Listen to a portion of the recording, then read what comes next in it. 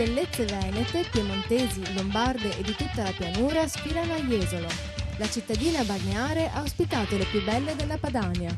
Più di 100 ragazze hanno concorso per l'ambito premio di Miss, sorridendo dal palco del Teatro Antonio Vivaldi. Tra gli ospiti illustri, il vicepresidente della Regione del Veneto Luca Zaia, il presidente della Sesta Commissione Veneto Daniele Stival e il critico gastronomico Edoardo Raspelli, già al suo secondo anno di partecipazione all'evento.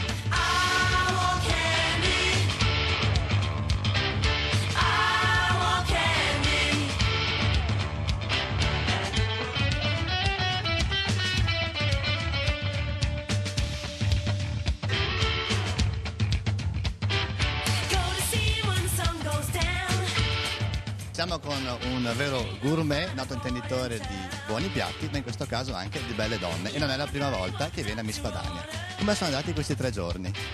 Ma sono stati giorni molto divertenti come al solito, difficili perché è difficile dover esaminare l'aspetto fisico, la capacità di parola, lo stare al gioco di qualcosa come 140 ragazze. Le novità di quest'anno quali sono?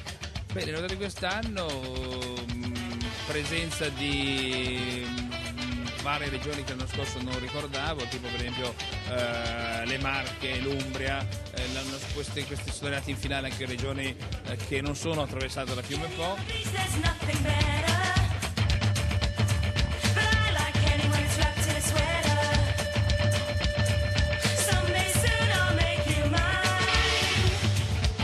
Alla più bella della Padania, un in bocca al lupo dal Veneto per le finali.